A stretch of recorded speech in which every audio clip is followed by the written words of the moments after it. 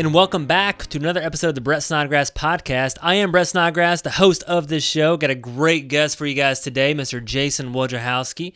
Before I get into that, go over to YouTube and subscribe to the Brett Snodgrass channel and leave a comment, because you know what? I love responding to comments, and ring that bell so you get notifications every single week for all the videos that are going to come your way. We got some exciting things coming your way.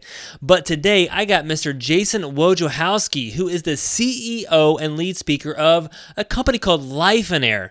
If you haven't heard of Lifeonaire, you have to check it out. It is an amazing book, and it is geared toward entrepreneurs and business owners that feel stuck in their business, and every area of their life is drowning, and they want people to live the purpose and the vision that they want. So Lifeonaire has been around for 10 plus years. Like I said, they are going after entrepreneurs and business leaders of all sorts to get their freedom and to live out their vision. Now I'm going to introduce you to my guest for today, Mr. Jason Wojciechowski. Did I get that right, Jason? You nailed it. Nailed it. I know you go by Wojo sometimes because that's hard to pronounce. My last name is Snodgrass, so we both have kind of, weird last names, but we can relate. People remember them. So, hey, that's man. it. Thank you so much for being on the podcast today. Really appreciate you. I love everything that you are and that you represent with Lifeonaire. We're going to be talking a lot about that today, guys. And if you haven't heard of Lifeonaire, you got to check this out. Check out the website. Check out the book, Lifeonaire. Amazing message that you guys present. So I really appreciate you and everything that we're going to be talking about freedom. And this is for all the entrepreneurs out there, guys, CEOs, business leaders, or if you're just getting started, this is for you as well. But Jason, I just want to start off by asking, this is always the first question I always ask. I know it's a little bit deep, but who is Jason Wojciechowski? Man, I'm just a regular guy who has gone along a journey that I've learned a few things from in different areas of my life, and now I get to share this with other people. And I've been super blessed to be able to set myself up in a way that has allowed me to do that. And so I don't have a whole lot of have tos in my life. I have the get tos, and that's what I want for everybody here as well. Like, when you get to do stuff, it feels a whole lot different than when you have to do stuff. Man, that does feel. I think I just got a little chills when I say I get to do stuff rather than I have to, because so much of us, we have to make money, we have to do all these different things, and we don't get around to getting to do the stuff that we really want to do. And that's really what Lifeonaire's message is about. And I want to just kind of dive into that. So you are the CEO, the lead speaker of Lifeonaire. And so let's just talk about Lifeonaire a little bit. Like, what is it? Take us into that. Yeah. So, man, if just think of the word millionaire, except with life in front of it. And so a millionaire is someone who has a lot of money. A Lifeonaire has a lot of life. And now I do know a lot of Lifeonaires that are millionaires, by the way, but I don't know a lot of millionaires that are Lifeonaires. And there's a paradox there. And what I've seen is that when you put life first, and I know this sounds insane, it sounds contrary to everything we've been taught, but when you put life first, I believe not only can you actually have a better life, but you'll make more money, because you have this thing called a why, and you have a reason why you're making the money. Money in itself isn't enough for a great life, and we all know that. Otherwise, everyone we know with a lot of money would be super happy and enjoy what they do, and that's just not true. So Lifeonaire is really about empowering people to, number one, identify what it is the life we actually want. Brett, I'll tell you, most people I run across have no real clue what they want for their life. They've just kind of like gone along with the waves and the currents of life, or what somebody else wanted for them, or what they got a job in, or their education in, and they never give it any conscious thought. So Lifeonaire steps in to say, hey, let's kind of recalibrate. What do you really, really want? We help people discover that. And then, okay, now that we know that, how do we set up your life and your business to synergize into the business serves you versus you serving your business?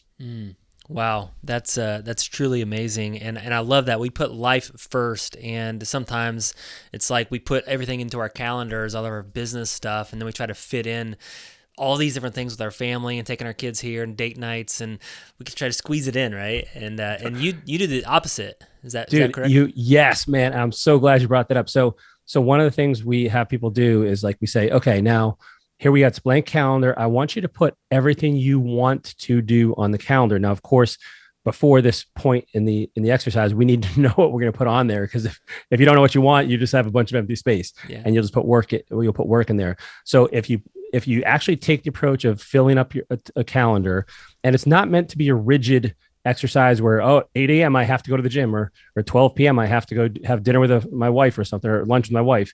But if you put all the stuff you want to do on there, what it does is it shows you very clearly how much time you have left for work. That's really the purpose of the calendar. Mm-hmm. And oftentimes when we have people do this, we'll see that they want to work 10 or 20 or 25 hours a week. And now you have to make the money you need within that time frame. So what do you do? And so, but it all starts with exactly what you're talking about, is like getting onto a calendar to see how does my business need to perform for me within this narrowly defined time range so that I can have that. And let me just clear up one super common misconception, Brett, is like people think that Lifeonaires we're just a bunch of lazy bums and we don't want to work. We want to just sit on the beach and drink Mai Tais like nonstop. Right. And that is not the truth. The truth is the Lifeonaires that I know are some of the hardest working people I know, except they do it in a very narrow window so that the other parts of their life aren't compromised as a result of that. Mm-hmm. So that's the big difference. And you have to work smarter. And there's a bunch of things, we can get down that road if you want, but it has to be something that serves your life rather than takes away. Yeah.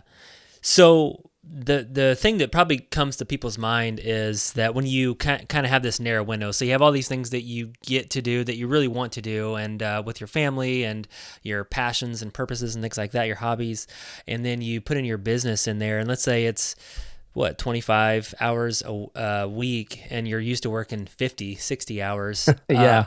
People would say, well, I'm not as productive. So what do you say to that? Like, have you seen the opposite of that happen when people narrow their window? Yeah. So now, first of all, I'll tell you that it does not happen overnight, because if you go from 60 to 20 or 25, you will go through withdrawals. You might even get the shakes. I don't like it's going to be a bad situation, but you want to work your way down. But what I've seen is like, think of it this way, man. Have you ever gone, and this is a question for everyone listening right now, have you ever gone on a vacation and you're leaving Saturday morning, and that Friday before you leave, you get more done than the previous Monday through Thursday? Yeah. And all of us can probably shake our head and laugh, yes. Mm-hmm. And the why is because you had to, because you had a reason, you had a why you were leaving. And so when you actually approach every day like that, I don't think productivity and effectiveness and efficiency become an issue, because you have to learn how to do it, or you're going to give up some part of your life. So do you want to give up your kid's soccer game, or do you want to give up time with your spouse, or do you want to give up, I get made fun of a lot for this, Brett, but I like taking naps in the afternoon. And I don't want to give up my nap. Yeah. And so I think it becomes a necessity that you have to do this. And so along with that, when I speak to groups, a frequently cited stat that I use is in 2017, a study was done that looked at 1,989 workers. And out of an 8-hour workday, they found these people that actually did 2 hours and 53 minutes of work. And so for all of us who think that we're putting in 8 hours a day of really work, I'd challenge you on that. You could time track yourself and see what you're doing, but it's just not the case. So I think it's really way more realistic than people think. Yeah, no, I definitely get it. I've started to do this little thing. I got these little timers for my kids, because sometimes it's hard to get them to do certain tasks that I want them to do, whether it's get ready for school or get ready for bed. So I got this little timer so they can see it kind of winding down. And I started using that for my work, because it started helping me. I'm like, I really don't want to do this, but let's see if I can do it in 20 minutes. Good. I got a little, I got my little timer here. I'm with you, man. Just that little challenge really helps me, because it's like I need that little bit of a, challenge and achievement thing. So I'm like, let's see if I can get this done in 20 minutes, because 20 minutes I can do anything for 20 minutes. So, let's just talk about Jason real quick. So you have became CEO, lead speaker of Lifeonaire. I'm sure you've been part of Lifeonaire for a long time, but like, what was your life like? Talk to us about that before you get into this. Man, so I had a kind of an interesting upbringing. I was trained as a classical scientist. And so I thought the key to a great life was a great job. And I just reverse engineered that. I said, okay, if I'm going to get a great job, I need a great education. And so I ended up, Brett, I spent 15 years in school. I have 2 bachelor's degrees. I have a master's and a PhD. And I got that first job and realized like I did not want to work for somebody else. I wasn't passionate about it. I was not therefore going to be really successful at it. And although it would have been a government job, and it was doing biological and chemical warfare research, which sounds way cooler than it really was, I just realized it wasn't for me. So that's when I got into real estate. Now, I kind of put myself behind the eight ball though, because like as I got into real estate, I went out and got all the trappings of success. I had the 3-story brick home in a gated community. I had created a lifestyle that required me to work. At that time, I actually was married. My wife divorced me. She said she felt like my roommate because we never saw each other. I was working all the time. In addition to my full-time job, I was doing real estate. I had a brokerage. I was doing a health and fitness business. And now time wasn't the only challenge we had, but it significantly contributed to the demise of that relationship. And so I did crash and burn. I did think it was all about the money. And that's where kind of Lifeonaire stepped into my life. And just by an incredible alignment of events, met Steve Cook, who founded Lifeonaire. I became a student in 2009, and it just transformed my life. And when I joined Lifeonaire, I teased Steve about this. I was still kind of about the money. I'm like, hey, show me how to make more money. I knew Steve was a super successful real estate investor. And I had to learn the hard way that I had sacrificed everything that was most important to me on that altar of, quote unquote success. At least from the outside, everybody looked at me like, oh, Jason's doing all this stuff. He's making all this money. He's doing his real estate. And yet on the inside, like it was not at all what it appeared from an external point of view. Yeah. So you literally did crash and burn. I mean, you lost your marriage. You lost so much. I got divorced. I had about $90,000 of credit card debt, which, by the way, was really smart until it wasn't. Yeah. And then I had about 650 grand of debt. I had to sell our personal residence, lost 80 grand on that. And it was just, I had to start over from scratch. I was living in one of my rehabs on an air mattress because I couldn't afford a place to live. And I really had to start like literally all over. And so that's what I share when I'll speak to groups is like, please, I'm not saying any of you are on this exact same path as me, but there's some area of your life that's getting ready to crash and burn if you don't give it the attention it needs. And so let us help you figure out what that is and how to fix it. Yeah. And it's funny because sometimes when you're just neglecting something, it's like, you're just getting by for a while. And then all of a sudden it just happens. It just crashes and burns, whether it's debt, whether it's a marriage, even neglecting, parenting, whatever it is. It's totally true. Yeah. So how did you get started? So you got Lifeonaire, you heard the message, talk about freedom, put your life first. But where does someone like start with this? So I think, I'd say now, we have students all over the country, and most people, if this is something that resonates with you and you realize that, life and everything personal to you is taking a backseat to work and business and the pursuit of money and things like that, read the Lifeonaire book. Like that's the easiest place to start. It's a really good, it's a story. It's not even written as like a technical self-help book. It's really like a story. And I can't tell you the number of people that have come to me and said like, you wrote that book about my life. And it's just been something that has really resonates with people. And then from there, the biggest thing for people is to get to one of our Get a Life getaways where we spend 3 full days going into this stuff. We've had over 10,000 people go to this event. I have the extreme honor and privilege to get to teach these. And so I really get to interact with people. And the other thing I'd say before that is, before you talk about the book, before you go and attend and join us at a getaway, you got to realize that something's wrong. And, I think we live in a culture right now that glamorizes busy, and we wear it like a badge of honor. And I get myself in a lot of trouble when I say this, but I think I've thought about this a lot. And I think busyness is a sign of a couple things. Either one, it's intellectual laziness, a lack of creativity, or fear. Like you have a fear of missing out, or you have a fear of maybe putting food on the table, but like, that's what busyness really is. Now, I'm not saying that there aren't seasons to business. I understand there's ups and downs, but if you're chronically busy, there's something wrong with your business or the way you're doing it.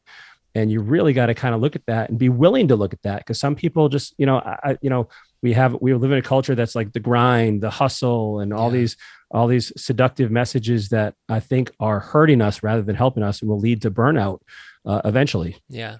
And a lot of very, very successful people are teaching that. Like, if you go on social media, whatever it is, that's a lot of those messages are say, you got to work, don't sleep, work 80 hours a week until you make it. I don't think that's, I understand this, like I said, the seasons, but like, I don't think that's going to get us where we want, because people forget, why do you go into business for yourself? It's because you want freedom. Yeah. It's because you want to control your life. You want to control your destiny. And what ends up happening is your business ends up controlling you. And that freedom that you pursued and went into business for yourself for is taken away, and you're enslaved by your business. And that, business is the vehicle. Life is the destination. And we have to remember that constantly and be diligent about keeping that front and center. Yeah. Do you think like the older someone gets, they start to like, you maybe someone hears this message when they're 28 years old and they're like, whatever, that's stupid. But then when they reach 38, they're like, oh, okay. Maybe. Yes. No, dude, you're right. You are so right. And I was the same way too. I'm like, I'll worry about life later. This is the thing. Like, I need to make money first, so that someday I can retire. I remember telling my wife, I'd been super blessed, did 6 figures my first year in real estate. And I said, listen, hun, this is my first year. Like, give me 2 or 3 or 5 years and we will never have to work again. Mm-hmm. She didn't care. Like, I had this, and we have this illusion that is all it's going to take. And then I can't tell you the number of people that come up to me and say, they've been on that path for 10 or 15 or 20 years and they just never get there. Mm-hmm. We just did an event in Raleigh last week, and the guy comes up to me and he's, mega millionaire, multimillionaire.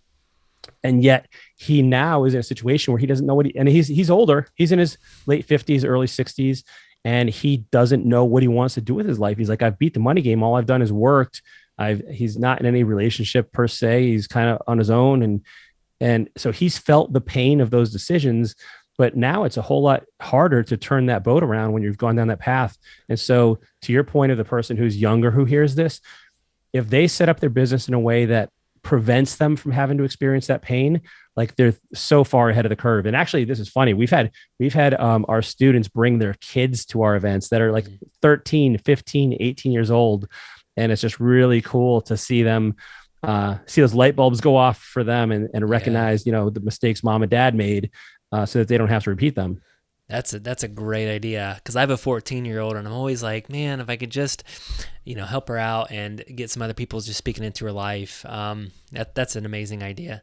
Well, because you're her dad, man. She's not going to listen to you. That's just like my kids too. They're not going to listen to. They're not going to listen to me. I'm the dorky somebody dad. Else. Right. That's awesome, Jason. Well, hey, what's like one of the big? You've talked about some aha moments for you, or maybe even some other Lifeonaire members, but what are like some of those big aha moments that you had, in your journey that like really, really impacted you throughout this journey of Lifeonaire?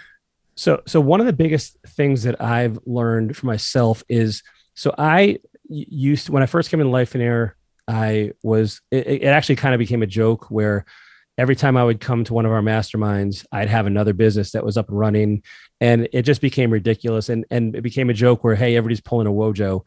And if someone comes and so basically I am a recovering shiny object guy.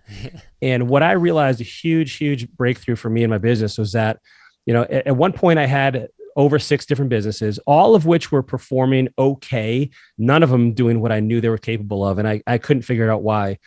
And I remember Steve Cook, my coach, saying, listen, you got to look at it this way.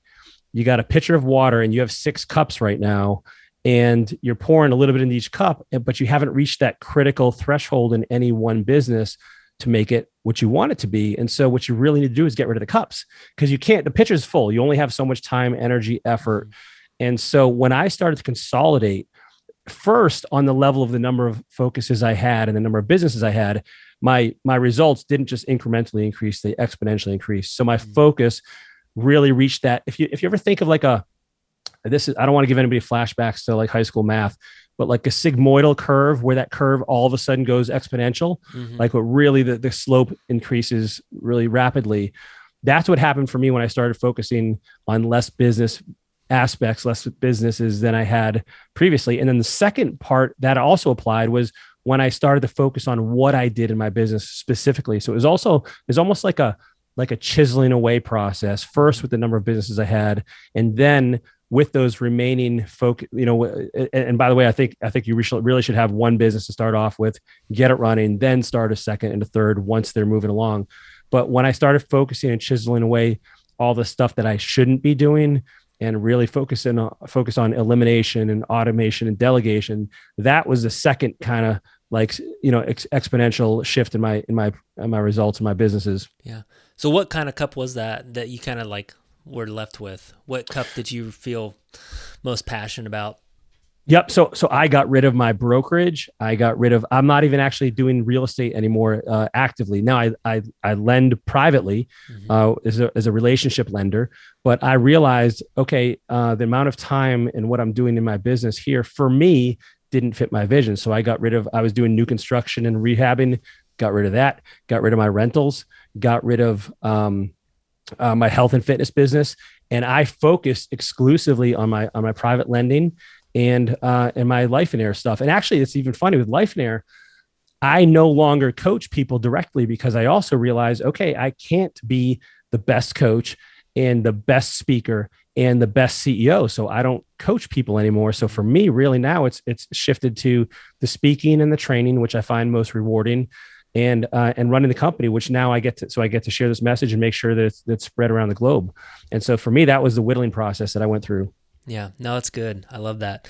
And that didn't happen overnight. I wanted to it's point happened, that out because some people like, years. oh yeah. I mean, and I always, habits are really, really hard, especially if they're bad, they're really hard to break. And whatever you're doing, whatever goal, I always am one. Like, so for me, I'm trying to be more healthy, a little bit more fit. And so I started working out a while ago with a group of guys. And then now I'm trying to work on my nutrition, which you probably know a lot about as a bodybuilder, and once in your life. And so, but for me, it's just like, okay, what do I need to, like, let's just keep it simple. What do I need to take out? What do I need to add?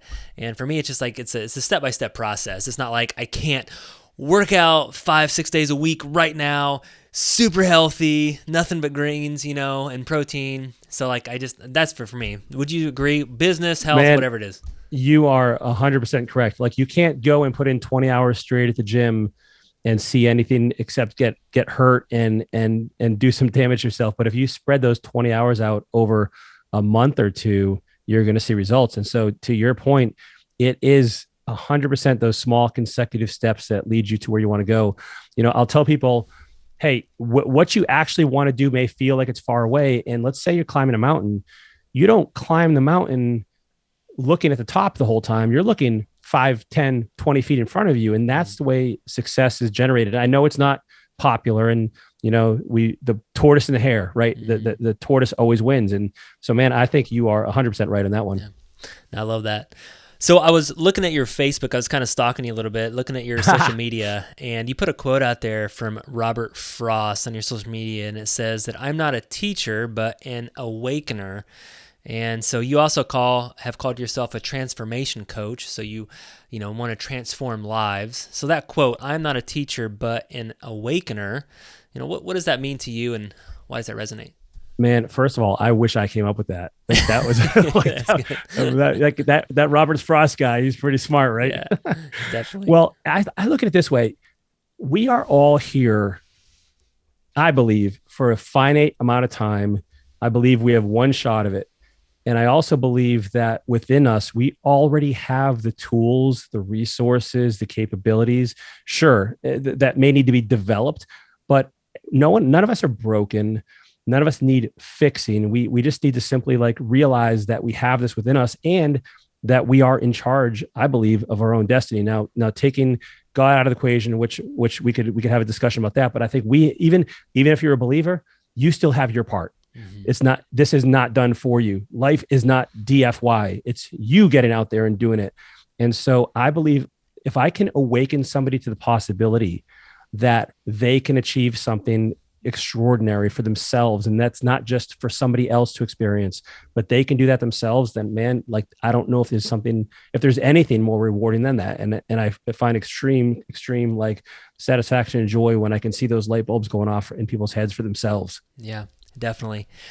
So I was part of a mastermind group at one time, and there was a Lifeonaire message being presented to a bunch of high-driven type A entrepreneurs, and they kind of got out this balance wheel, and there's these different areas of your life. There's their relationships, the fun, the money, your spiritual life and all these different areas. And it asked us to kind of rate ourselves, a timeline or just on that wheel, like put a shade on how successful you are in that area of your life.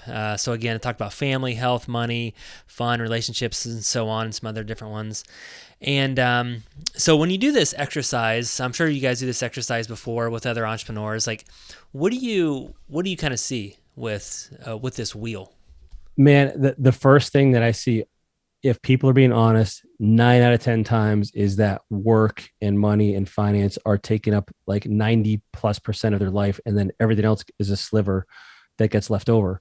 And that's a hard realization for people to recognize. Now, one addition we've done to that since is we have people, like you said, we give yourself a rating on a scale of 1 to 10. How are you doing in this area? But the second generation of that we've added is like, okay, now rate the importance of this to you on a scale from 1 to 10, because sometimes people would have like, their hobbies we have an area, these are called Lifeonaire vision elements, and they'd have hobbies, they'll rate it a 5, but then, I'll ask them, is that important to you? They'll say, not really. And so they'll only give it a level 5 of importance. And I'll say, okay, well, that's not an area we need to address. However, if you have on there that your relationships are 1 and that's a 10 on a level of importance to you, well, that to me signifies a huge gap that you need to address. Yeah. Because as you mentioned, we use this wheel diagram, and I like the analogy here is because when one area of your life or business is out of whack, it affects everything else. We think that we're compartmentalizing things. We think they're completely separate. But if you're having a big argument with your spouse, and you're not getting along with your husband or wife, well, do you think that's going to leak into your business? Do you think you're going to be able to think clearly and peacefully and make the best decisions? My suspicion is that that's a no. Or if, you mentioned health earlier, Brett, and this is an initiative that you're working on now. Well, if you don't have the energy to put into your business and you're exhausted all day long, and, that's going to affect your relationships. That's going to affect your business. That's going to affect many other facets as well. And so that wheel exercise really, I think, helps illustrate for people, where do I need to address? What do I need to change? And what should I work on? Yeah. I think for me too, when you go back to the health, it's like, it's really hard, that transition, that transformation that we have to go through. It's really hard, especially like right out the gate. Like for health, for example, I'm used to drinking something or eating something a certain way, and that's my bad habits. And then to go through this week or 2 weeks or 3 weeks of like kind of starting to change, it's like, oh, it's really difficult. But once you get through it, it's just your new norm. And you can do that same thing with relationships or business. But is that what you guys kind of focus on? So let's say your reality is you have a 1 on your relationships and you want it to be really, really important. So you're like, you say, okay, let's just focus on this right now. And let's just, put some vision, push some steps behind this.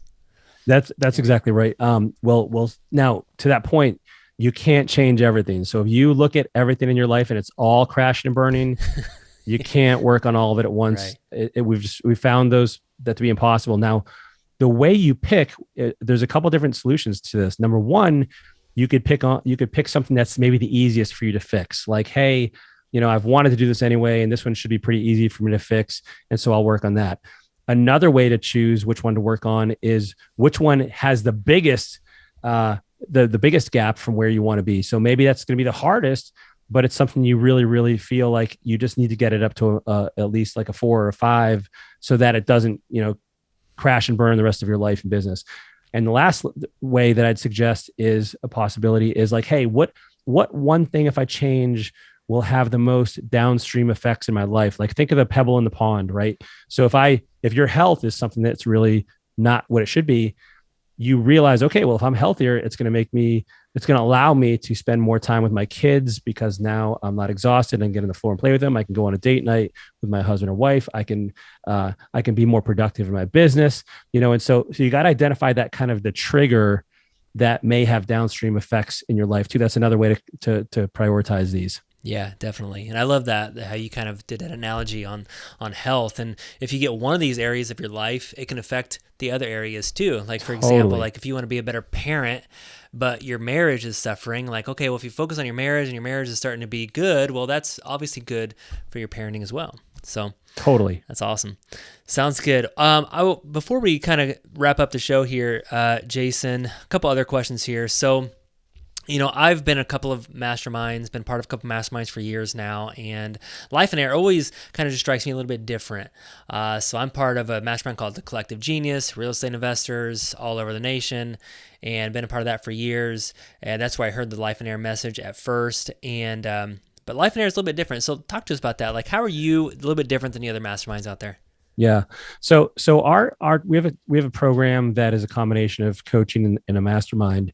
And just addressing the mastermind component of it now, what I'd say is this: people come to Lifeonaire, and I cannot say that that we're responsible for the way this has turned out. I truly believe it's just kind of it's been a real blessing. Is that people come to Lifeonaire authentically, and they come in being vulnerable with what they're really struggling with.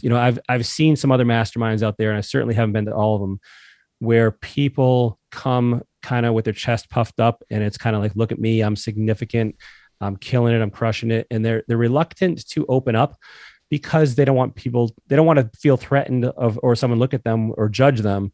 And so Lifeonaire is all about just transparency and vulnerability. And the reason I ask people to be this way is because it's only that which allows us to see what's really going on in your life. And therefore we can't help you if we don't know what's going on. When we have people come into the mastermind, we have a criteria, and we call them our 3 C's. One is that you're committed to the life you want. And the reason for that is because it's not, even when you're in the program, it's not constantly, a steady curve to greatness. It's ups and downs, and there's still challenges and struggles. So you got to be committed to what you say you want. Number 2, you got to be coachable. And so, we have to come to terms that I can't want your success more than you, and you have to take action. And the last one is you're a contributor. And so with you being vulnerable, you being authentic, this gives people the chance to pour into your life, but also you need to also pour into others. And we come into a place of non-judgment, and there's never anything like, oh, can you believe that they're struggling with this, or they said that? Like, that is not at all what I've found to be my experience in Lifeonaire, even when I was a student myself. And so I think for me, that's what really sets it apart, is that authenticity and vulnerability. The other piece of that puzzle is that it's really what I consider to be a life and business coaching combination, because I've seen life coaches out there that are great, but they may have no clue to make money in real life. And listen, we just live in a world that, I'm sorry, but you need to make some amount of money to do what you want to do, especially if your vision costs money. And so that's one downside of just having a life coach. A business coach, on the other hand, could help you create a great business, but they may completely sacrifice your life in the process. And I don't think you want that either. And so when you combine them, and we make sure, like you said earlier, like life always comes first. Now we have the special sauce that allows us to kind of help people create a life and a business they love. No, I love that. No, that's good. And I think it's exactly right. And so Lifeonaire, guys, check out the book, Lifeonaire. And where's the best place for them to go to find more information? Just a book, website? Yeah, so you can get the book on Amazon. We are offering a free digital book right now on the website. If they want to click on over to lifeonaire.com, they'll find that. But if that's probably the best place, and you'll find out more information about events and everything else on lifeonaire.com as well. Sounds good. Before we go to the last section of the show, which is called Fun with Jason, why don't you just kind of speak to that person out there? So I kind of made up this person, no rhyme or reason. So let's say there's a 42-year-old male listening to this show right now. He owns his own business, and he feels stuck in his life. And his marriage is, so-so. It's okay. He's an all right dad. He's got the shirt that says, I'm the okayest dad in the world. His business is pretty successful. He doesn't have many friends that he hangs out with, and he only hangs out with pretty much his work friends, people that, he works with. And this show is really hitting him in the gut right now. He's like, man, you're talking about me. So what should he do? Man, I want to see him. First of all, that this is exactly the kind of person that we see all the time at our events.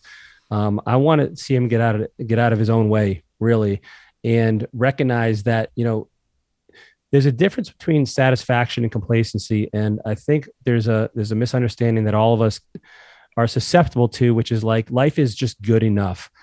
I don't like that. I believe that we can have the business we want, make the money we want, and enjoy it, and then have an extraordinary relationship with our spouse, who, you know, it's just like we're dating again in those early stages of our relationship, and have kids that we're a fantastic parent to. And I think we have to stop living at a level 5 on all these things, and recognize that there are people out there, and you need to get around those people, by the way, that are living incredible lives on level 10 in every area. And so that's something I would say to them. And the other thing that, you know, I'll mention is that I think we need to look at like the legacy we're leaving. What is, and how are we going to be remembered, and how are we going to be remembered? And so, for instance, your listeners might want to check this out, Brett. Like there is the story of, oh gosh, I'm blanking right now. Alfred Nobel. We all know him from the Nobel Prizes, but if you read his story, he was the inventor of dynamite.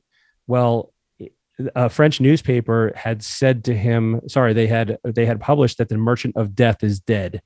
And his brother died, but they actually thought it was Alfred.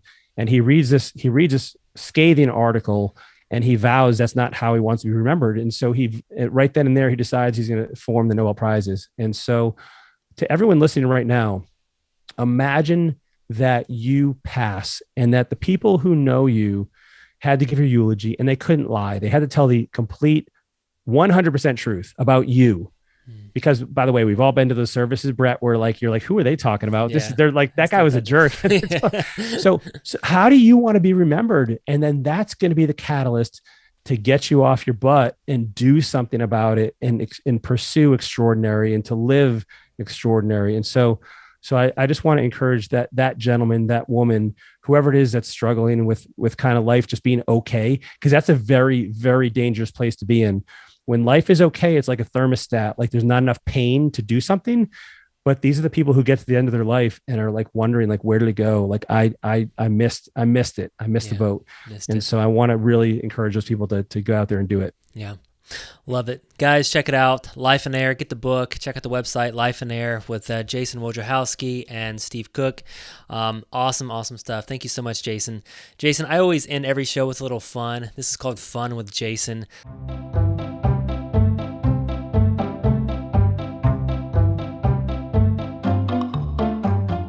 Got 4 questions for you. Name the first thing that comes to your mind. This isn't too serious. So these answers are usually less than a minute long. Okay. All right. Number 1, what's the most important area of your life, and why?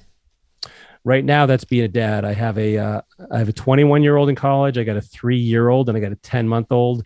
And that is just so much joy for me. I absolutely love it. That's something that's really special to me. No, that's awesome. That's quite the gap too. And they're all girls, man. So I'm in real trouble here. That's right. That's right. All right. Number 2. So what is your favorite hobby? My favorite hobby is playing guitar. Cool. Yes. Sounds good. Do you ever get to play for anybody? I play in the worship band at our church, which is kind of like a concert. It's kind of a mega church, and we have like, you know, the smoke and the lights and the sound. And so it's a blast, and getting to be part of that for people is just awesome for me. No, that's awesome. That's cool. All right. Number 3.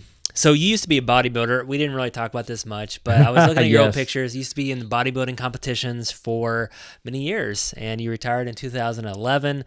But I was always interested, like bodybuilders, like what do you eat after the competitions? Like, let's say it's over. What's your like go-to eating? So I'll tell you, man, it's usually pizza and burgers. Yeah. But I'll also tell you, one of my earliest competitions, my buddy and I competed, and we went to Wendy's, then we went to Pizza Hut, and then we went to the grocery store and each got a gallon of ice cream. And I kid you not, we both gained over 30 pounds in that following week of just pure bloat and water. And it was the most uncomfortable thing in my life. And I was probably like a pound away from a heart attack. I don't know, but don't. That's not a good idea. Don't true. do that. That's true. That's why I say you got to go in small doses. Actually, Yes. at my church, Yes. they were telling a story about, I forget the name, but Survivor. And this gentleman had spent like 40 days on Survivor and couldn't hardly eat anything, right? Eating rice. And then he won the award that he could have steak kebabs, and he could eat as many steak kebabs as he wanted. And he ate 35 steak kebabs after not eating any of that stuff. And the next day they had to rush him to the ER because of I believe it. of blockage. Yeah, man. Don't do that. Awesome. All right, number 4, last one. What's one of the most powerful stories that you've shared or you've heard through Lifeonaire? Man, there are so many that are coming to mind right now. One of the ones that I really, really love is a gentleman who doubled his business from 400 rentals to 850 actually, from working 60 hours a week to 20 hours a week in the business. And this is the best part of all. Like, here's a guy who never felt like he fit in, and he was actually thinking of buying a home in Europe because it's the only place in his life he ever felt like he fit in. And then all of a sudden he feels like Lifeonaire is his new family, and he fits in, and he recognizes now that the entire time, like, he had nothing but love and support around him. And he and his wife are just absolutely incredible people that now share this with other people, and just are so on fire for pouring this into other people's lives. It's just things like that just happen all the time, but it's super cool. That is cool. That is amazing. Well, that's where you're going to get, guys, with Lifeonaire. Check it out. Get the book. Go to the Lifeonaire website. And this is a wrap with Jason Wojciechowski. Thank you so much, Jason, for being on the Brett Snodgrass podcast. Appreciate you, man. Thank you, Brett. Thank you so much for checking out the Brett Snodgrass channel. If you like this video, please slam on that like button. And if you really like it, then subscribe to our channel here. And remember to leave us a comment below, and I'm going to try my hardest to reply to all the comments. Thank you guys so much. This is why I do what I do. Every single week, I come out with content that focuses on success, freedom, and living out your purpose. Thank you guys so much. See you next time.